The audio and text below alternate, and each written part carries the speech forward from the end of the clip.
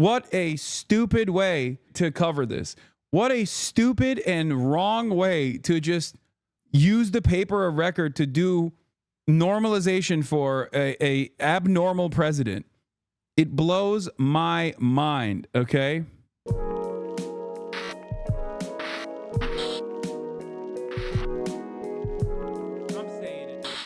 All right, let's move on to our big, beautiful deal maker. Once again, making big, beautiful deals. Let's talk about China. Donald Trump, as I told you he would, has come to the table with China. And I told you China would also extend, as I told you, an olive branch to make it seem as though they could go back to business as usual. And that is where we're at now with Donald Trump and China. The tariffs conversation is finally reaching a manageable landing point, and the markets are screaming for it. Okay, let's take a look. Forever, but over the last 10 years, they've been very difficult for other countries. Nobody was able to do what we did, but they stopped, and we take their word for it. Their surrogates and them directly said, we don't want to do this anymore. And so we were satisfied with that. In addition, yesterday we achieved a total reset with China after productive talks in Geneva. Both sides now agreed to reduce the tariffs imposed after April 2nd to 10% for 90 days as negotiators continue in the largest structural issues. And I want to tell you that a couple of things. First of all, that doesn't include the tariffs that are for the record, the reason why he's doing this is because, one, Trump loves shit up and then trying to restore what he f***ed up and then try to secure a victory that way. That's the art of the deal. That's a classic Trump. Like, you make a play, you destabilize, and then you fold. But in the process of folding, people go, okay, well, at least you didn't f*** up everything. Like, thank God he brought this back. And that's the real art of the deal. Okay, that is the real art of the deal. That's how he is. I mean, that's basically how he's conducted himself over and over again, right? Luckily, he's saving the Labubu market for Cutie Cinderella, so shouts out to that. So there's that. Art of the deal, art of the steal. Now, with China, the efforts here are numerous. He wants to decouple our other trading partners from China. He does not want China to be a manufacturing hub. But the real stress point here wasn't necessarily the counter tariffs that China actually implemented to the United States of America. The real pressure point was China's effective trade embargo on key minerals that are necessary for American defense. That made things very unstable. That actually became a matter of national security. Okay? When China said, well, we have refinement capabilities, we have a monopoly on refinement for rare earth minerals that are necessary for a million different components that you need to build in the United States of America for your defense industry, all of a sudden, this became a real issue, okay? This became a matter of national security. So for Trump, he had to fix that problem, a problem that he created for no reason, that nobody asked for. So here we are. That are our tariffs, and it doesn't include tariffs on cars, steel, aluminum, things such as that, or tariffs that may be imposed on pharmaceuticals, because we want to bring the pharmaceutical businesses back to the United States, and they're already starting to come back now based on tariffs. Because they don't want to pay 25, 50, or 100% tariffs, so they're moving them back to the United States. I spoke to Tim Cook this morning, and he's going to, I think, even up his numbers, $500 billion. He's going to be building a lot of plants in the United States for Apple, and we look forward to that. I really do look forward to that. But the talks in Geneva were very friendly. The relationship is very good. We're not looking to hurt China. China was being hurt very badly. They were closing up factories. They were having a lot of unrest. And they were very happy to be able to do something with us. and the relationship is very, very good. I'll speak to President Xi maybe at the end of the week. We have some other things we're doing. But one of the biggest things that we're doing, and I don't know if people realize this, but we made a great deal with China, a great trade deal, but it was a much bigger deal originally, and then they canceled it right in the last day. Some of you faces I remember were there when that happened. I remember you.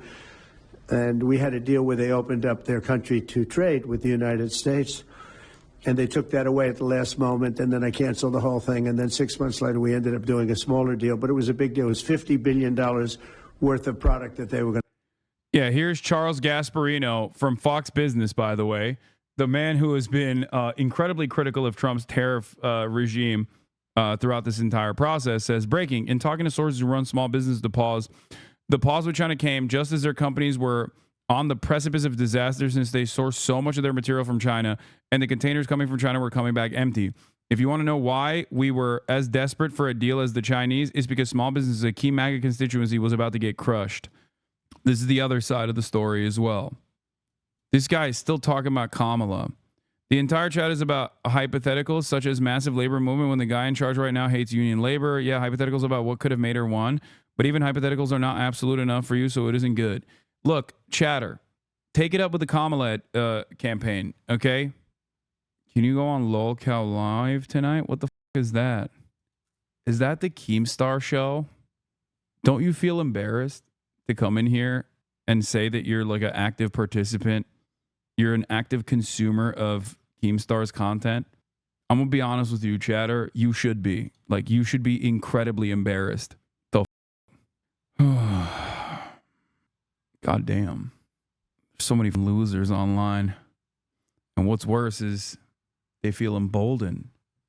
Where is the shame? Yeah, this is my favorite. I'm voting for Donald Trump for the economy and to own the libs.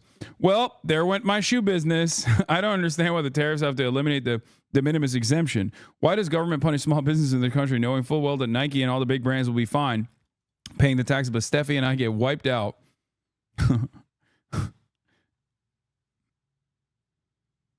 All the crazies really are coming out lately, and common sense seems lost a lot of them time. Yeah, common sense not so common. So,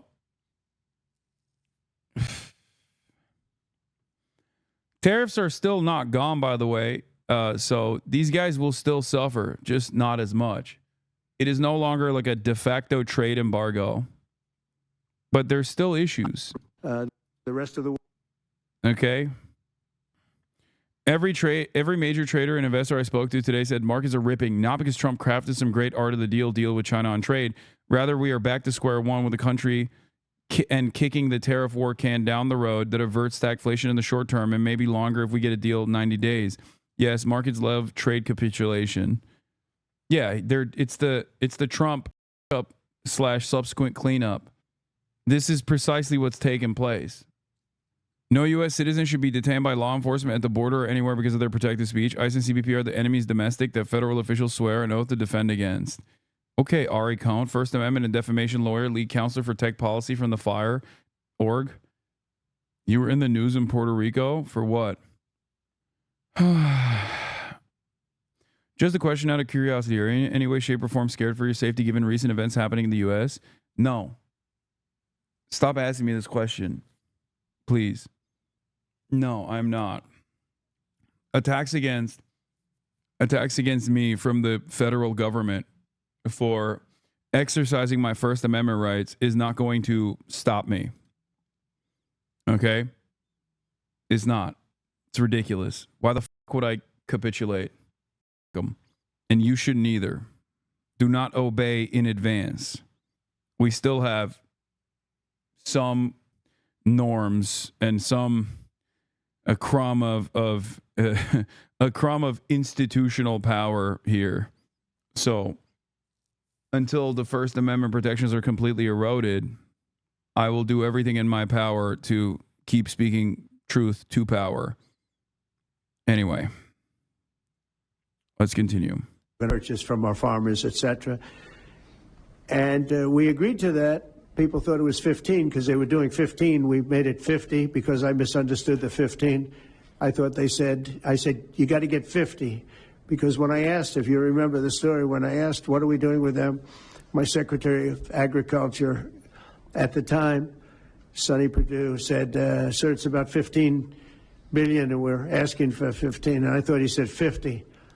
So I said, so they came back with the deal at 15. And I said, no way, I want 50 because you said 50. They said, sir, we didn't say that. Anyway, bottom line, I said, go back and ask for 50. And they gave us 50. And they were honoring the deal. And we would call them up a lot for the corn and for the wheat and for everything. They were honoring the deal. And then when Biden got in, they no longer honored the deal. There was nobody to call. I would call on an average of once every 2 weeks to say, come on, you have to speed it up a little bit. And our farmers were doing great. I said to them, buy more land and bigger tractors, if you remember. That's what happened. But the deal was a very good deal. But the best part of the deal was that we opened up China. China agreed to open itself up to American business to go in. And it would have been a great thing, I think, for China. They would be able to see things that they haven't seen. They would be able to buy products that they had never been able to buy. Would have been great for American business. I think it would have brought unity between China, better unity between China and the United States. And the bottom line is that they canceled it the last day. We were all set to sign it, and I went a little bit angry. I got a little angry. I said, they canceled the deal. The deal was done. It was all ready to be signed, and people went over. They came back to me, sir, they don't want to sign the opening up China. Well, the biggest thing that we're discussing is the opening up China, and they've agreed to do that. But it's going to take a while to paper it. You know, that's not the easiest thing to paper. But that's the single, I think, to me, some people would disagree. Some people would say we're getting a lot of money with tariffs or whatever. But, you know, especially when you add what we already have. What the are you saying, man? All right, I'm going to skip this. Let's see. So the latest on let's get to the actual analysis because I can't listen to him ramble on. All right.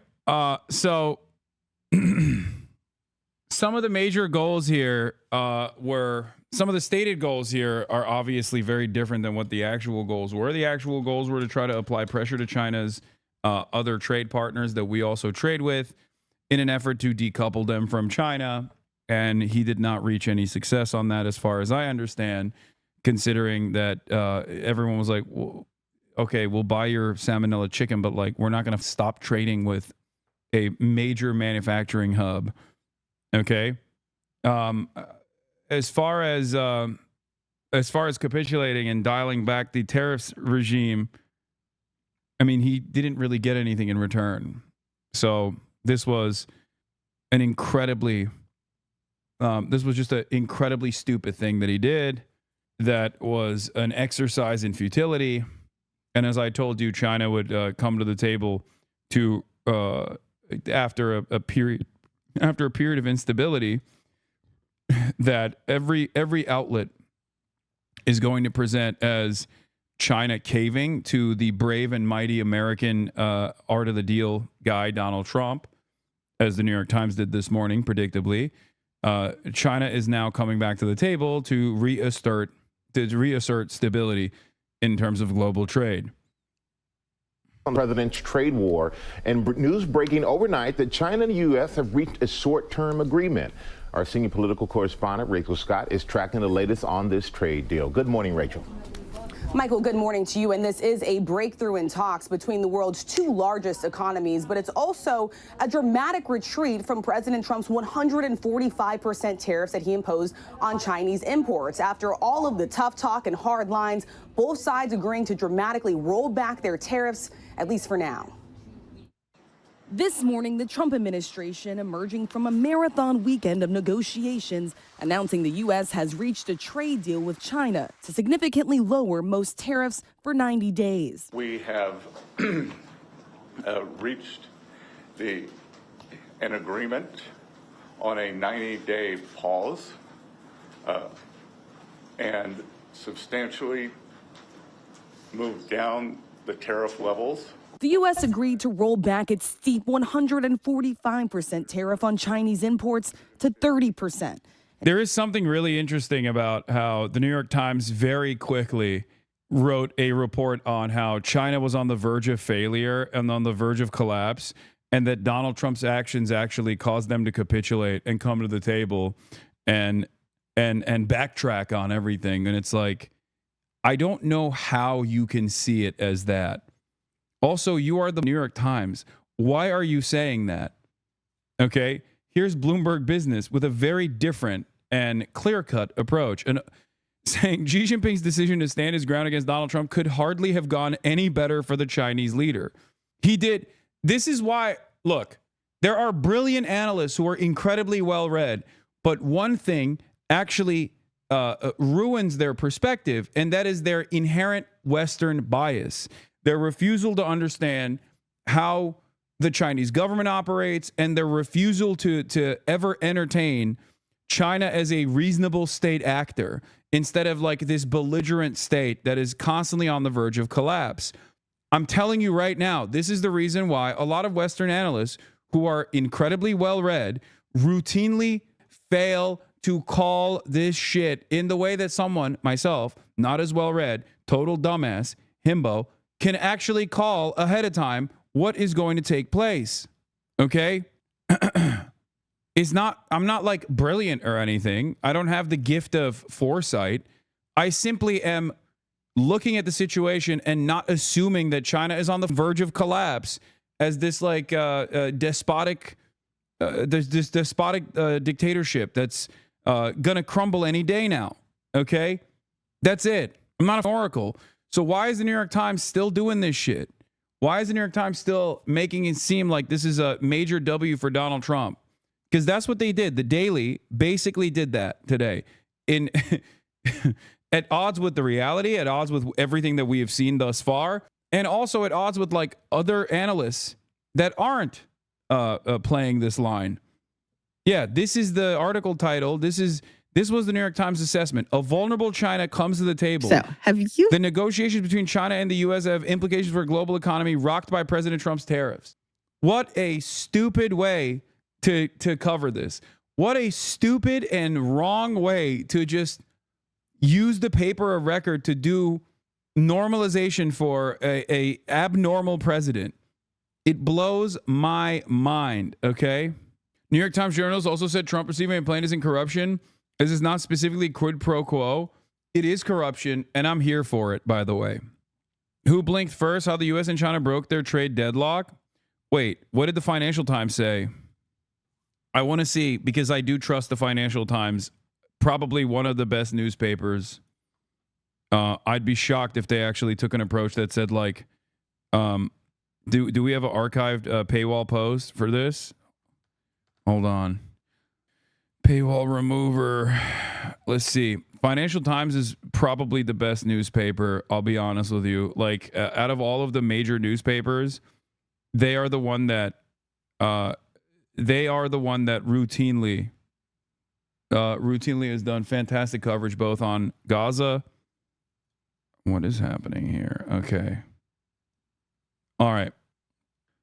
The first meeting to break the U.S.-China trade deadlock was held almost 3 weeks ago in the basement of the IMF headquarters, arranged under cover of secrecy. U.S. Treasury Secretary Scott Bessent, who was attending the IMF spring meetings in Washington, met China's Finance Minister Lao Fuan to discuss the near-complete breakdown in trade between the world's two biggest economies, according to people familiar with the matter. The previously unreported encounter was the first high-level meeting between U.S. and Chinese officials since Donald Trump's inauguration and the launch of his tariff war. The talks culminated this weekend in Geneva with Bessent and He Lifeng, China's vice premier, agreeing a ceasefire that would slash respective tariffs by 115 percentage points for 90 days. Despite both sides warning that they are willing to dig in for the long haul, the truce proved easier and faster to agree than expected.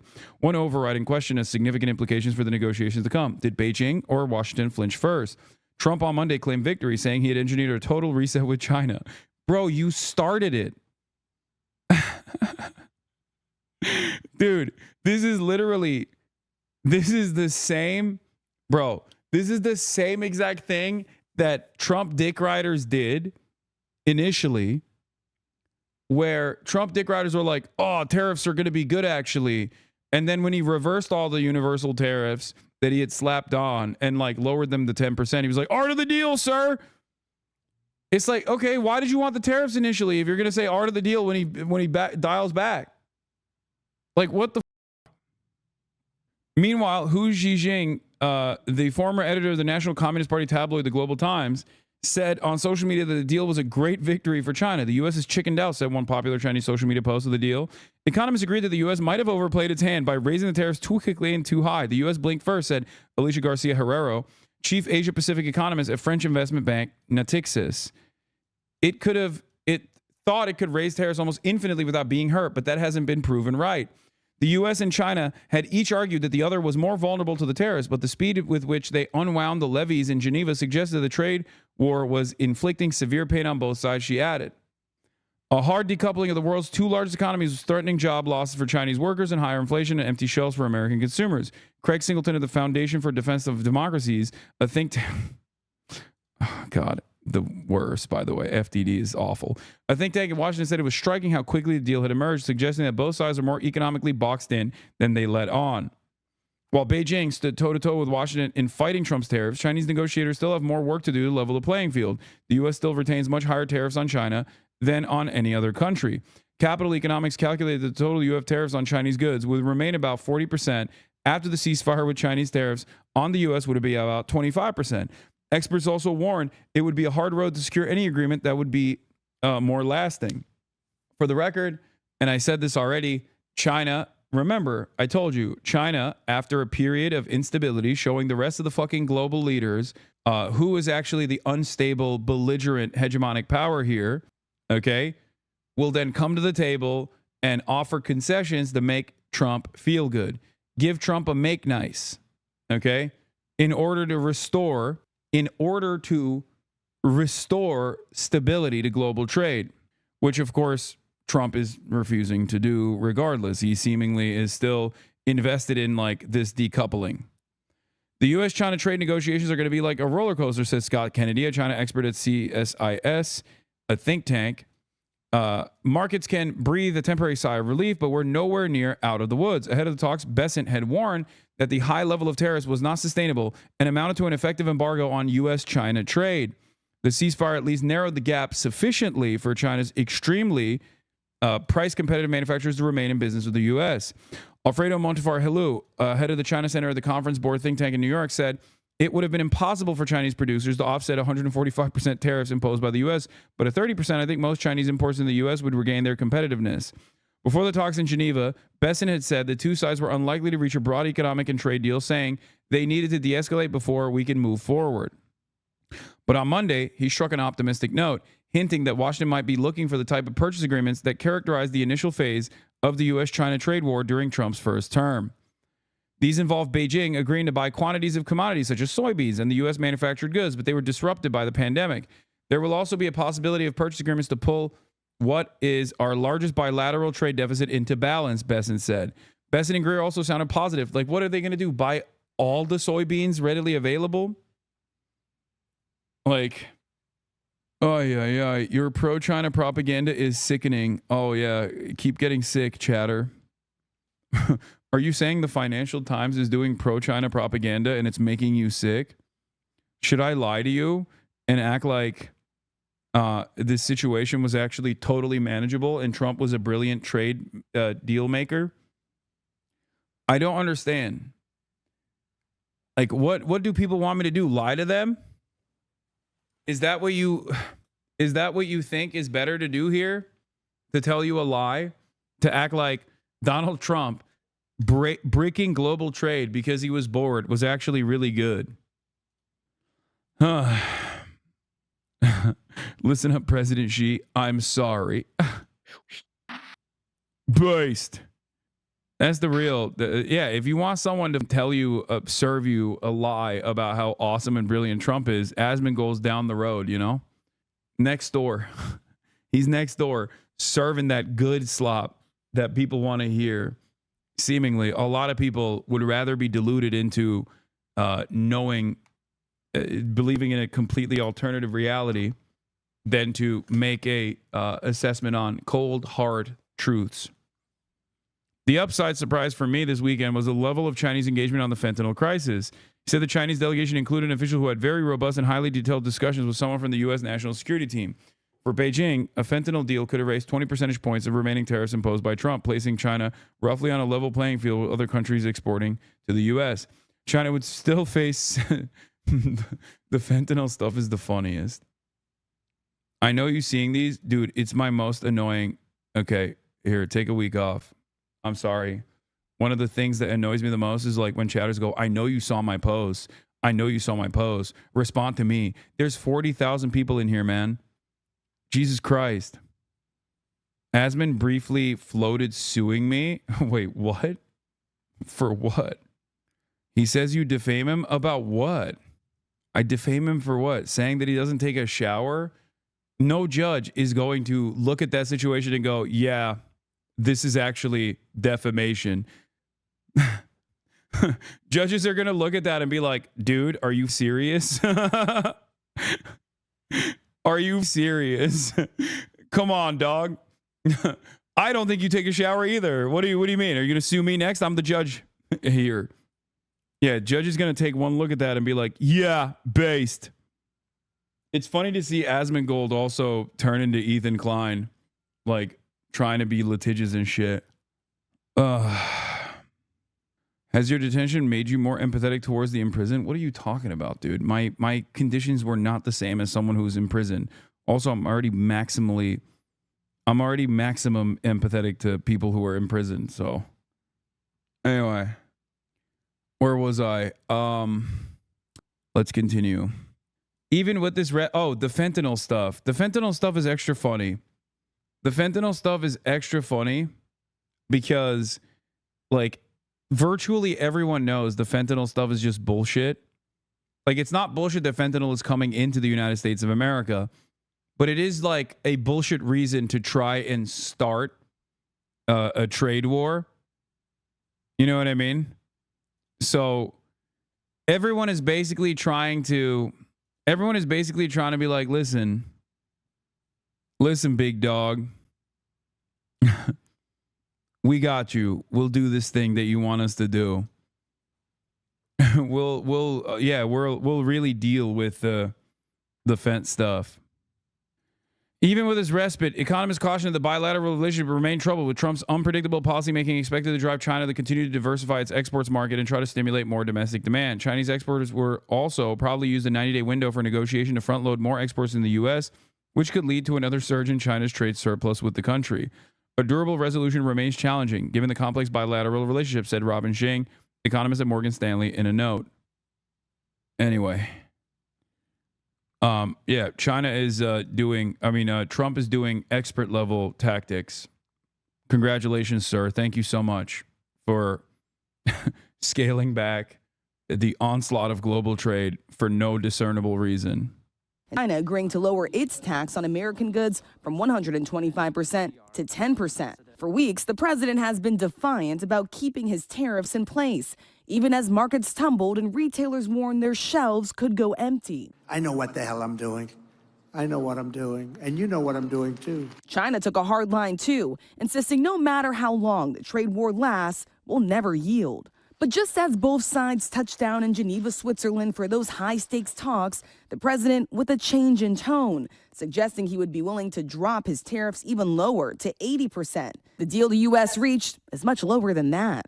We concluded that we have shared interest. The consensus from both delegations this weekend is neither side wants a decoupling. On Wall Street, stock futures surging as the U.S. and China return back to the negotiating table in hopes of reaching a long-term deal. So investors are rejoicing this morning, but the full economic impact of this on and off again trade war still remains very unclear at this point. That question will be answered likely in 90 days as these two sides continue their negotiations, Michael. Yeah, still a lot of that is still unclear, Rachel. But Rachel, the president posting on social media that he will sign an executive order aimed at lowering prescription drug costs. Yes, Michael, the president says he'll be signing that executive order in just a few hours before he heads off on this foreign trip. It is aimed at lowering the price of prescription drugs. The goal here to force pharmaceutical companies to charge the U.S. This was, first of all, It's so funny for Donald Trump to try to do this through tariffs, which is, of course, inflationary. But also, dog, the reason why pharmaceutical drug costs are so expensive in America is because we don't have mass purchasing. And up until recently, it was already illegal. Like, it was illegal for even the VA, which is one of the only nationalized healthcare structures that exist. It was illegal for the VA until Obama to even lower pharmaceutical price at the point of purchase through mass purchases. We are the only country on the planet that does not engage in this process, by the way, in the developed world and even in the underdeveloped world. So if you want to actually lower pharmaceutical costs, which I'm on board with, oh my God, 100%, you have to force the pharmaceutical companies to lower the costs at the point of purchase. You have to literally tell them, like, you can't do this. You cannot increase prices. China does it. Everybody does it. It's not unique to China at all. He has to implement. Look, medicine is an inelastic. Medicine has inelastic demand. Okay, which means inelastic demand means that the price can be erroneously increased, and people still need it regardless. Because if they don't get it, they die. So people will pay whatever price you set for it, or they die. So the only thing you could do in this process is either restructure the way that the American government purchases all medicine and create some semblance of socialized medicine structure so that there is bargaining agreements at the point of purchase when you're mass purchasing for the country, as is the case with every country on the planet, by the way. Virtually every country on the planet does this.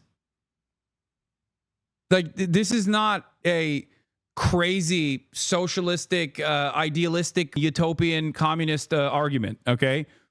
Every country does this, except for the United States of America. Or if you can't do that because you don't want to do socialized medicine, you have to implement price controls. That's it. Hold on. I'm getting blown up by journalists that are all writing about the ICE detention situation. But that vid where the Chinese government walks in and throws their dick on the table and just tells them no is so good. Yeah, bulk purchasing of medicine is literally how 99% of countries get their medicine into the consumer market. It's crazy that the U.S. doesn't do that. And the only area where they actually do engage in bulk purchasing is is Veterans Affairs, because that is the only thing that is like resembling a nationalized structure. And there are a lot of complications for the VA, obviously, because like their entire insured pool is deeply sick because they're veterans, right? You get fucked up during basic training. So there is no way to leverage the healthy pool that is paying into this process with the unhealthy pool, because the entire pool that needs care is unhealthy, and it's an ever-growing pool of unhealthy people. So it's not even a perfect representation of like how nationalized medicine would work. Having said that, it was illegal until recently for even the VA to engage in bargaining at the point of bulk purchase. Please understand how psychotic this country is. For Europeans that are tuning in, think about how nutty that is, okay? It is so crazy. Whereas every other country on the planet literally engages in bulk purchase at the point of any pharmaceutical entering the market. This is the reason why American drugs are 10x the cost of drugs elsewhere. The lowest price that they charge other companies. Now, if implemented, this would likely have the largest impact on drugs covered by Medicare and that are administered in a doctor's office. But the White House not releasing any other details this morning, and implementing this could be very complicated, Michael. All right, Rachel Scott, thank you so much. We start with a Fox News alert. The United States and China have reached an agreement. Anyway, one of the funniest Trump still got it moments was when he was talking about price caps potentially, and I hate to give it to the guy whose admin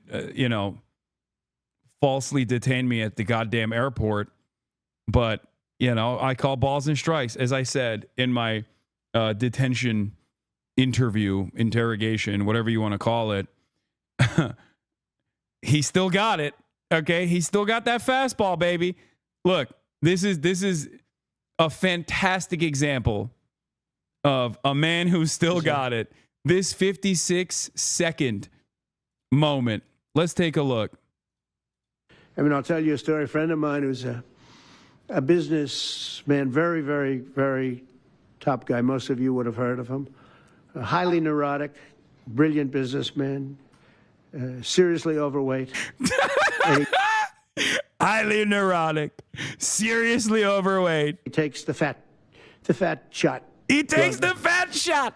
And he called me up and he said, President, he calls me, he used to call me Donald, now he calls me President, so that's nice respect. But he's a rough guy, smart guy, very successful, very rich. I wouldn't even know how we would know this, but because he's got comments. Said, President, could I ask you a question? What?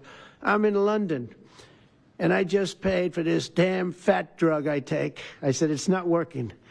He said, it's not working. I just paid $88. And in New York, I pay $1,300. What the hell is going on? Dude, amazing. No notes. 10-10. Also, the other side of this story that I find insane is that like these global multinational conglomerate owning billionaires are shocked at the price disparity in the European markets for what I already explained to you, which is socialized medicine, an important aspect of socialized medicine. It's like, really? That's what it took for you to comprehend that like shit is incredibly fucked up in America?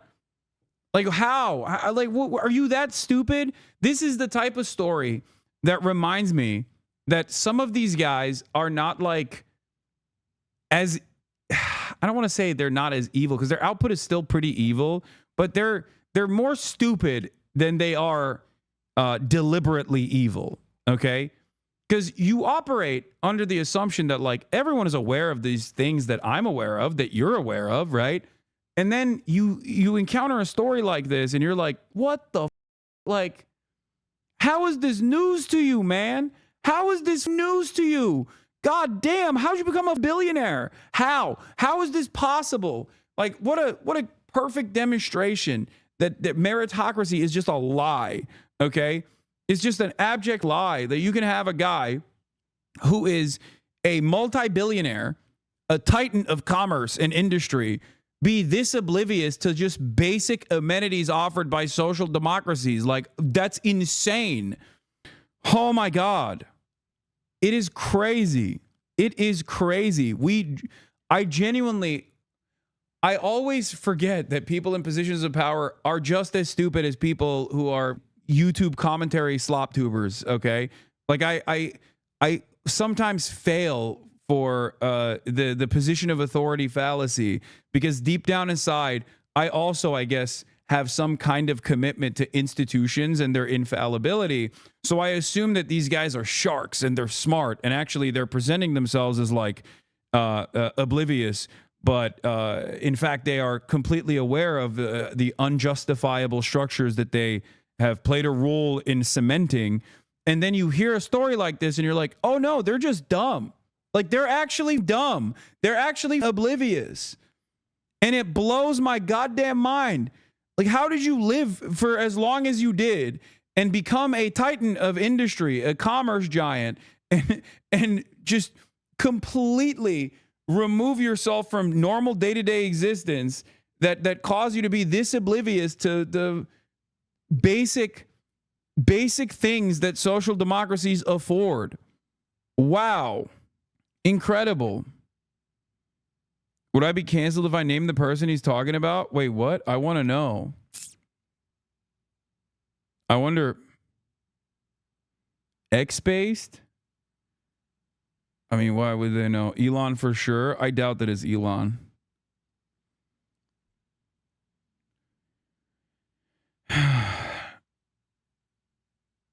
Trump is likely referring to Elon Musk. No, I don't think it's Elon. It's not Elon. It's funny to think it probably is, but I don't think it's Elon Musk. There are a lot of people that are on Ozempic in the admin, so it could be any number of people. It could be any number of like Trump adjacent billionaires too. There's a ton of people that are taking Ozempic now. What do you think like happened to Mike Pompeo? You know what I mean? Or even like a Bill Barr. Like they all have lost hundreds of pounds. Collectively, they've lost like 1,000 pounds. How do you think that happened over the course of 1 year? Fat shot. Do you take Ozempic? No, but I probably should after this goddamn trip to France. Holy shit, I ate so many baguettes. Oui. It's actually pretty nutty how much weight I've gained. I don't even know. You've been ousted? What is this?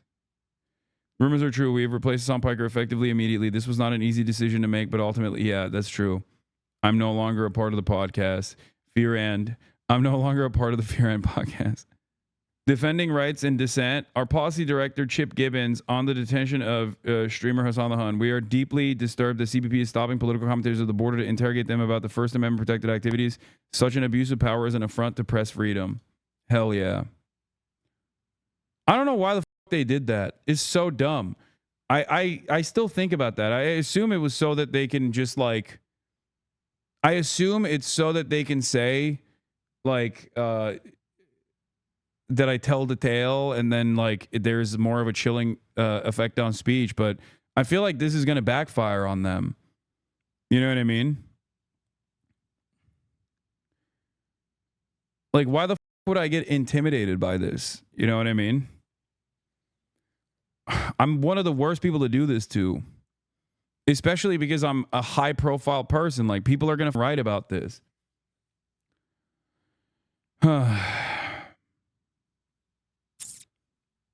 Do you weight gain quickly? Yes. Is there a chance you're overreacting and this was a normal process? Or maybe not, but the people reacting to it? Yeah, it's a totally normal process to stop someone and ask them how they feel about Donald Trump, an American citizen, at the point of entry into the country. Do you think it's a normal process, chatter? Like, they didn't ask me.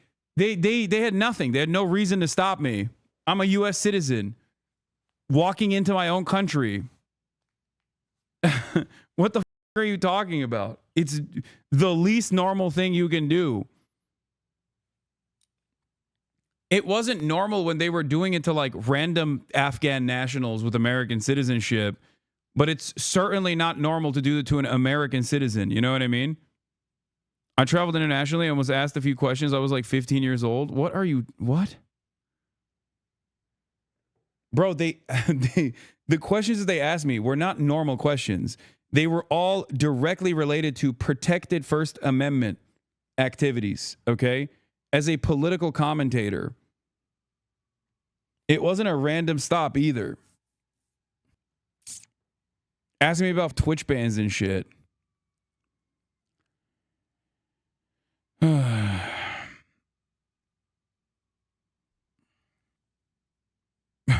Have you been in contact with Hamas? Do you think that Hamas's resistance is honorable? Do you think Hamas's resistance is good? You know what I mean? You think these are normal questions to ask a random person that they randomly stopped? Do you think that's what happened? Like, that's crazy. Anyway. Yeah, also, they didn't like stop me. They literally took me to a detention area. To slash tariffs on each other's goods, complete with a 90-day pause for future negotiations. Lucas Thomason is live in Saudi Arabia ahead of President Trump's visit there with the details. Good morning, Lucas. What can you tell us? Well, good afternoon from Riyadh, guys. Before President Trump arrives here in Saudi Arabia tomorrow morning, big news on the trade front. A trade deal has been announced with China, an agreement to slash tariffs. People are going to try and minimize it now to pretend these things aren't happening. I know. All of the media is going to write about it. Meanwhile, all the slop tubers are going to be like, oh, it's fake. It's normal part of the process. It's perfectly normal, perfectly valid. More of it should happen. He should go to CCOT. You know what I mean? He should go to a CCOT, actually. He's a terrorist. Did you say you don't like Donald Trump as you believe? Yes, I did. And on the question of Hamas and the Houthis, I kept saying they're recognized as terrorist organizations by the State Department. That's what just kept repeating that over and over again. And whenever they asked me about, like, how do you see an end to Israel's war in Gaza or whatever, I was like, I don't care. I'm on the side of humans. I'm on the side of humanity. I'm on the side of civilians not dying, over and over again. I have global entry, by the way, which means that, like, the DHS is aware of me to begin with. Like, I got stopped at global entry, not even like regular entry into the country, global entry. Here's President Trump's trade rep Jamieson Greer speaking in Geneva. We come to agreement that our reciprocal tariff rate will go down to 10% on the United States side, so it goes down 115%. We enter into a 90-day pause period for negotiations, which both the Chinese and the United States are very committed to, and the Chinese on their side also go down 115% to 10%, and they remove the countermeasures that they have in place. So tariffs are being slashed, and here's President Trump's Treasury Secretary Scott Bessent speaking alongside Greer in Geneva. Neither side wants a decoupling. And what had occurred... That's weird. That's news to me, because it felt like this entire process was so that we would do a decoupling. You should have live streamed it. Chatter, it's a Faraday cage. When you go into the interrogation room, it's a Faraday cage. There's no service in there. Yeah. I like that these guys are like, there's no decoupling. We didn't mean that when we said it over and over again. And when we made those demands to our trade partners, that was just a joke. We were just memeing about that. With these very high tariffs, as Ambassador Greer said, was the equivalent of an embargo, and neither side wants that. We do want trade. We want more balanced trade, and I think that both sides are committed to achieving that. Now, after European leaders traveled to Ukraine over the weekend to support a U.S.-led 30-day ceasefire effort to begin today, it was supposed to, Russian President Vladimir Putin appeared to stall, holding a hastily arranged press conference early Sunday morning, about 3 a.m. local in Moscow, to propose something different. A meeting with Ukrainian President Volodymyr Zelensky in Istanbul, an offer President Trump says Zelensky should accept, posting, quote, President Putin of Russia doesn't want to have a ceasefire agreement with Ukraine, but rather wants to meet on Thursday in Turkey to negotiate a possible end to this bloodbath. Ukraine should agree to this immediately. At least they will be able to determine whether or not a deal is possible, and if it is not, European leaders and the U.S. will know where everything stands and can proceed accordingly. I'm starting to doubt Ukraine will make a deal with Putin, who's too busy celebrating the victory of World War II, which could not have been won, not even close, without the United States of America. Have the meeting now. And Zelensky, responding to Putin's offer, said, quote, we await a full and lasting ceasefire starting from tomorrow, meaning today, Monday, to provide the necessary basis for diplomacy. There is no point in prolonging the killings, and I will be waiting for Putin in Turkey on Thursday. Personally, I hope that this time the Russians will not look for excuses. Now, here's President Trump on the India-Pakistan ceasefire mediated by the White House, led by Vice President J.D. Vance and Secretary of State Marco Rubio. The president posting, quote, while not even discussed, I'm going to increase trade substantially with both of these great nations. Additionally, I'll work with you both to see... He's trying to put W's on the board so bad. Probably not a Faraday cage. They use jammers. Okay, whatever. Jammers. if, after a, quote, 1,000 years, a solution can be arrived at concerning Kashmir. God bless the leadership of India and Pakistan on a job well done. So President Trump will be arriving here in Saudi Arabia tomorrow. You are so canceled for comparing Israel to India to Israel. Suck my dick, dude. Canceled by what? I'm over here getting canceled by the federal government, dude. What are you talking about? Oh my God, dude. Shut the up, please. Tomorrow to begin the signing of billions of dollars worth of deals. And before he leaves the White House this morning, guys, the president will be sitting down to sign an executive order to lower the cost of prescription drugs. Guys? Lucas, it's almost impossible to think that we're looking at 5 major stories at one time, right from the region the president's about to go to, right? There's no question, Brian. Very busy day yesterday when these were all announced. And also something to look at on this trip is Syria. You know, the Trump administration wants to keep Iran out of Syria, doesn't want it to be a forward operating base like it was for 50 years under the Assad regime. That's one more thing. So maybe we're up to 6 now, Brian. But President Trump's going to arrive for tomorrow. They're expecting billions of dollars worth of deals to be announced, including artificial intelligence and, of course, arms sales as well. Yeah, I'd rather not be a Russian hub either. That would certainly help. Appreciate it, Lucas. It's incredible what President Trump has done over the weekend. He brokered that India-Pakistani ceasefire. He got Zelensky and Putin to go to the table. Putin said, I want to... Why didn't you stand on your principles more firmly when questioned at the border instead of opting to dodge the questions? I missed the beginning of the stream. Can you explain detail your detention? Do you stand on your principles and just say the cause of Hamas are honorable? Did you say you don't like Donald Trump as you believe? Why didn't you stand on your principles more firmly instead of trying to dodge the question? This actually reminds me of Russia now. You can no longer say what you believe in. Even if it's a great cause, you will be imprisoned. Why didn't you stand on your principles? I love Redditors so much, dude. Yeah, I should have debated him further, which I did. Unironically, I did. Is this your interrogator? I think dealing with dumbasses in my chat and drama baiters in my chat have actually trained me for this very moment. Like having to constantly engage with debate lords makes it easy work to deal with like a ICE or CBP guy. You know what I mean? They're having a rough time because they wanted to punch the air and celebrate that you got held, but realized, no, wait, that's terrible optics. So they're coping so hard. Yeah. Yeah. If I was Ethan Klein, I would be like, Ethan is the reason why I got stopped by Customs and Border Patrol. Like I'd make a YouTube video complaining about how Ethan Klein directly called Customs and Border Patrol on me. No evidence whatsoever necessary. You know, my way or the highway. If you don't actually agree with me, then you love that I got detained. CBP. I literally think he is. Why do you think they had specific questions about your bans and shit? What are you, crazy? They had those specific questions because I'm sure I have a document somewhere in the Department of Homeland Security ready to rip at any moment of detention or apprehension. Yeah, they have a bunch of they have a bunch of notes to hit.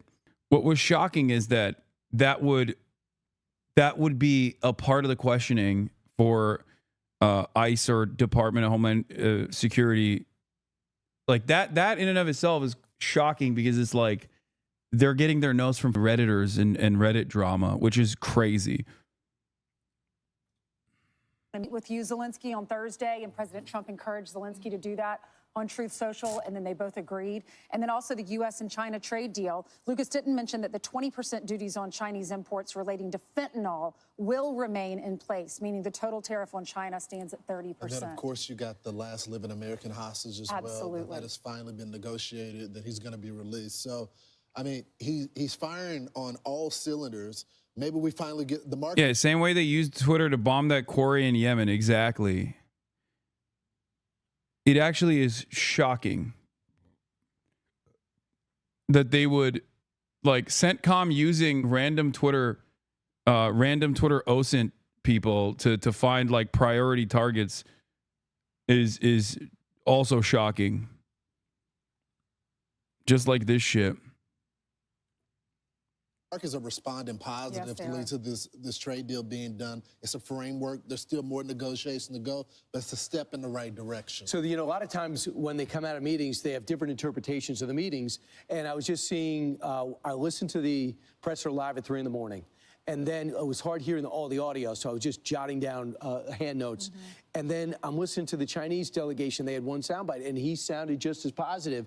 You know what it shows? All the manufacturing, the trouble they have, making their payments, getting people, unemployment. The fact is, a lot of these cargo ships are leaving with nothing on them because the U.S. is canceling their orders.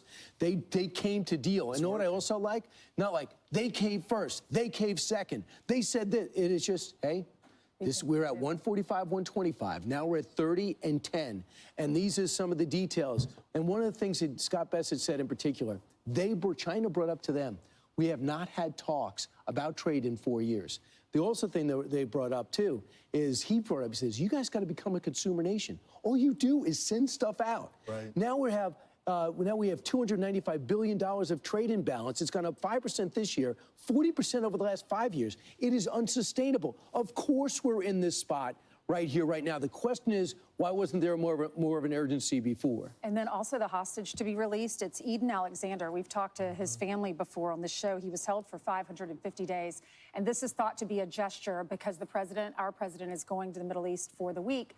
And this was a gesture from Hamas to say, we're going to send home an American. So you got the president firing on all cylinders with all these major international and domestic stories, but the Democrats are still. Are you coming back to France in the future? Yes. I will be back in France for GP Explorer that my friend Squeezy Lucas is putting together. I'm going to be the American host of this international event that is going to be televised on French television, and it's going to be a massive event. So yeah, I will be in France for that. Unless I'm in jail at that point. If I'm not in jail, I will be there, okay? In disarray. Right. Yes, I will be hosting it alongside Pokimane. Almost everything they said on the Sunday shows is null and void because everything's been moving forward. But what I thought was interesting is, as far as Netanyahu says, I didn't give up anything to get Alexander back. So Witkoff just arrived, I saw in the Jerusalem Post about an hour ago. Yeah. So what's he going to say? He's going to clue them in. Now, Israel and the U.S. are a little bit disjointed now because we cut a deal with the Houthis not to bomb us, but they continue to go after. Israel says, we wish we would have known about that ahead of time. This hostage thing, I'm not sure they were clued in this time, but they do plan on going in full bore into Gaza and holding land this time. But it would be good, I think, for the world community to get some aid in there. It would, at the very least, just get some humanitarian aid to the areas that we told the Palestinians to evacuate to. There's Eden's picture. His mom found out on Mother's Day her son's coming home. What a gift. Right. I'm Steve Doocy. I'm Brian Kilmeade. And I'm Ainsley Earhart. And click here to subscribe to the Fox News YouTube page. Hasan Reactions is one of the best ones in the React channel.